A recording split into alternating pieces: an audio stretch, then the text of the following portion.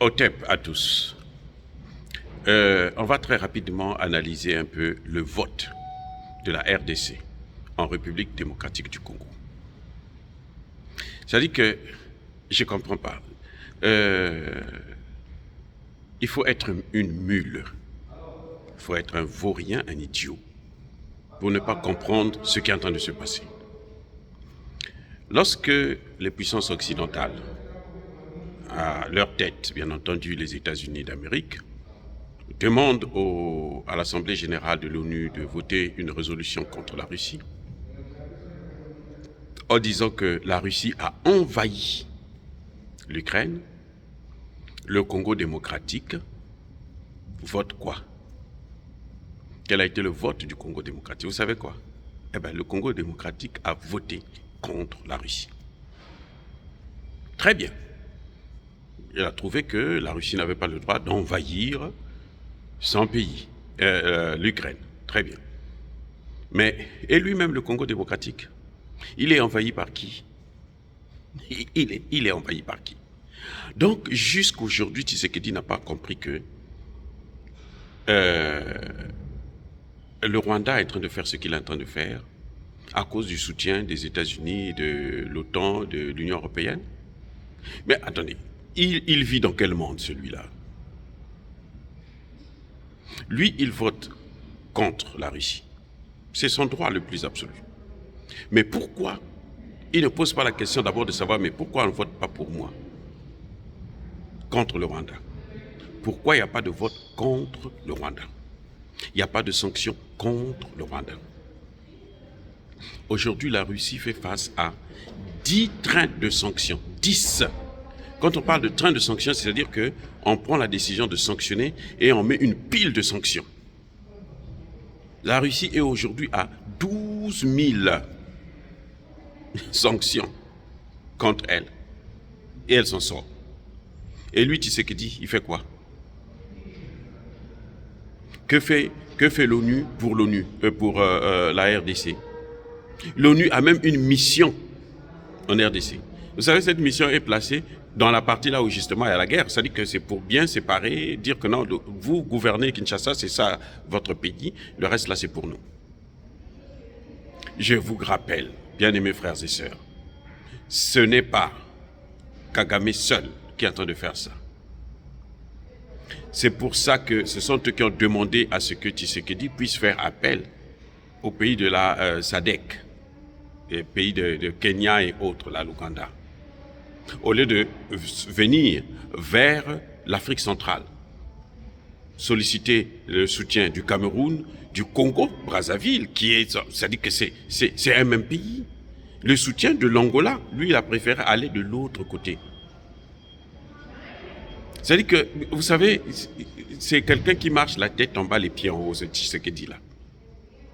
Je dis que c'est un vaurien. Depuis très longtemps, on est en train de lui dire, appelle Wagner. On s'en fout de ce que les gens vont penser. Wagner veut l'argent, Wagner veut les matières premières, donne-lui l'argent, donne-lui les matières premières, il vient libérer le pays. Il l'en fait au Centrafrique, il l'en fait au Mali, ils sont en train de le faire maintenant au Burkina Faso. Alors qu'est-ce que tu attends? Tu vas voter contre la Russie. Ben, ça t'apporte quoi? Dis-moi. Toi, en géopolitique, là, on ne vote pas pour le plaisir de quelqu'un. On vote pour son intérêt. Ça t'apporte quoi? 2. Lui, quand il vote comme ça, il ne connaît pas la source, l'origine de la situation. L'origine de la situation, c'est que en Ukraine, il y a des russophones, il y a des Russes de nationalité ukrainienne. Ce qu'on appelle les russophones. Ils parlent russe. Ils sont d'origine russe. La partie que la Russie vient d'occuper là, c'est des russophones qui étaient massacrés par le gouvernement ukrainien depuis 2014 jusqu'à 2022.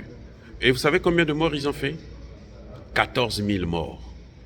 Les Nations Unies n'en parlent pas. Les Nations Unies demandent une minute de silence pour les victimes ukrainiennes, pas les victimes russes, hein. Pas les victimes du Donbass occasionnées par l'Ukraine. Vous voyez, il y a un deux poids deux mesures qui est tellement flagrant Et quand Tshisekedi, si Tshisekedi ne connaît pas ça, mais lui-même, les conseillers qu'il a là, ce sont aussi des nuls comme lui. Non, écoutez, nos États méritent ce qu'ils sont en train de subir aujourd'hui, à cause de ces dirigeants pourris, bidons. Regardez, bientôt, il va recevoir Emmanuel Macron en grande pompe. Mon frère. Quand il est avec Macron, c'est mon frère. Il faut être aussi idiot que ça pour appeler Emmanuel Macron mon frère, le tueur de l'Afrique, le destructeur de l'Afrique, le ravageur. Depuis Napoléon jusqu'à De Gaulle. Et maintenant, ce sont les gamins comme les Macron. Macron, c'est celui qui a tué Idriss Déby. Tout le monde le sait maintenant. Sarkozy, c'est lui qui a tué Kadhafi. Tout le monde le sait.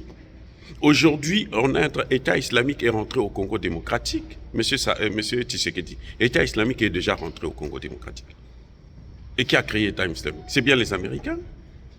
Mais alors, si tu ne connais pas l'histoire, si ne gères pas un pays, tu as besoin d'argent, va te faire voir ailleurs, et puis on te donne de l'argent, c'est tout.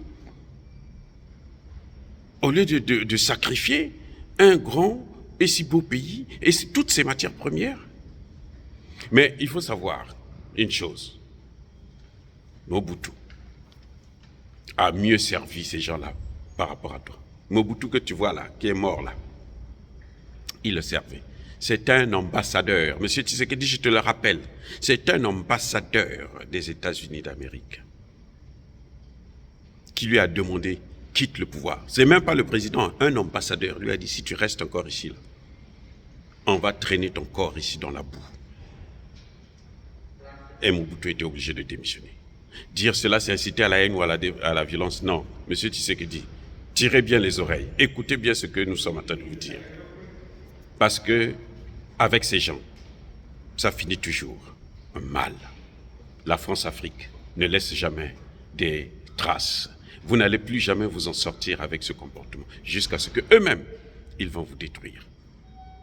Eh oui, monsieur Tshisekedi, préparez-vous à la suite. Et ce n'est pas nous, ce sont eux.